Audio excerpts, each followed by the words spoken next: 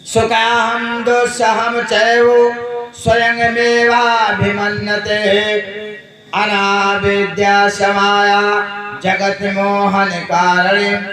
तो माता ने जवाब दिया, सुंदर वचन में कहा, ना तो इस देह को और ना इस परमात्मा स्वरूप आत्मा को ही दुख होता है, फिर भी यह निर्लेप विशुद्धि आत्मा मेरी माया से मोहित होकर स्वयं में सुखी हूँ, मैं दुखी हूँ, ऐसा मान लेता है।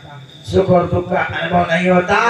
यदि आप सुख को सुख न समझे और दुख को कभी दुख न समझे तो आत्मा में कष्ट होगा ही नहीं। जात्र मतम संबंधस्ताय सृजते पिता संसारी जायते तेने राग द्वेष दिसंकुला।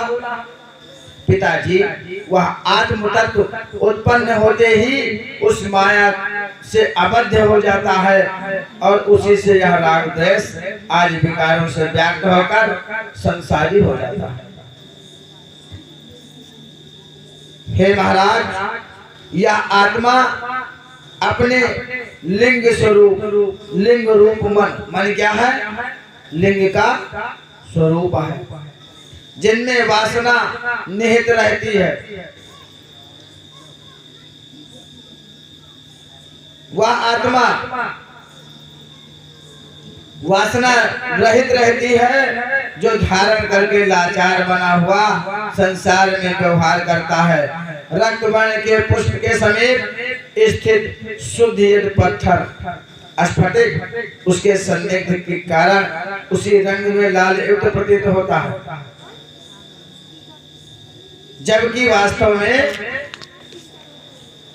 उसका रंग विद्यमान नहीं रहता। बुद्धि इंद्रिय आदि में संदिग्ध भाव के कारण आत्मा भी वही गति होती है। मन बुद्धि तथा अहंकार जीव के सहयोगी हैं। तीन विभाग है। कौन कौन सा है? मन बुद्धि और अहंकार। सकर्मो वसात यस्तस्य फलाभोक्तार एव ते सर्ववैधाधिकं तात सुखम वा दुःखमेव। तात आपने अपने कर्मों के अधीन होकर वही कर्म फल को भोगते हैं, जो सभी समस्त विषयक सुखों का तथा दुखों का भोग करते हैं। आत्मा भोग नहीं करता, क्योंकि यह आत्मा प्रभुता संपन्न, विकार रहित तथा निर्लिप्त है।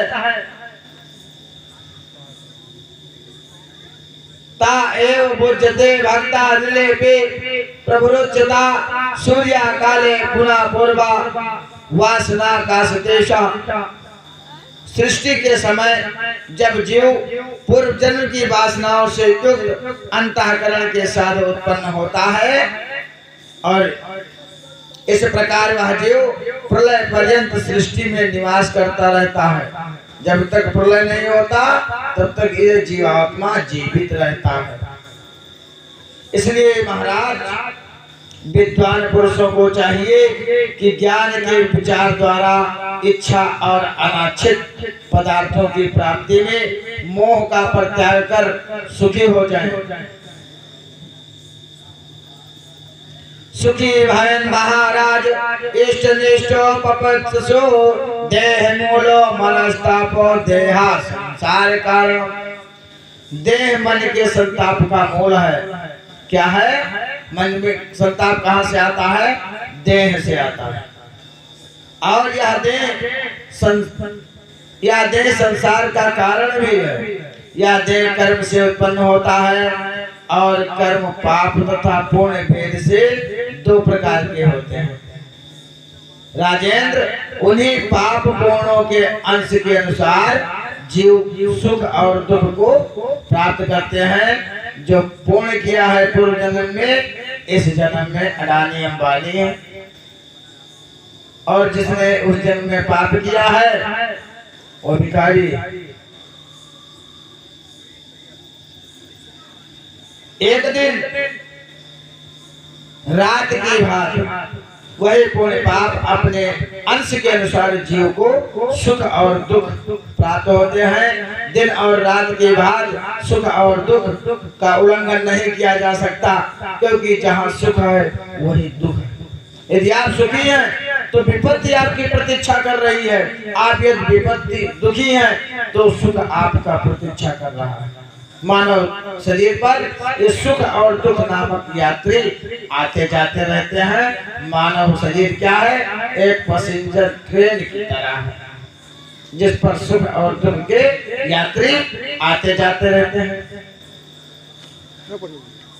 देहना सुख दुखम संजल दिने रात्रिवत स्वर्गादि काम कृत्या पूर्णम कर्म विधानता। स्वर्ग आदि की प्राप्ति की कामना करने वाले विधान पूर्वक पूर्ण कर्म करके स्वर्ग प्राप्त करने के बाद भी शीघ्र कर्म में प्रेरित होकर पुनः मृत्युलोक में गिरता है।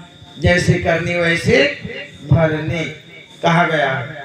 अतएव विद्वान को असत्य का त्याग करते हुए विद्याभ्यास से तत्पर रहकर सत्संग के परम सुख की अभिलाषा करनी चाहिए। बोलो जगत कल्याणी मैया की जय, दुर्गा मैया की जय।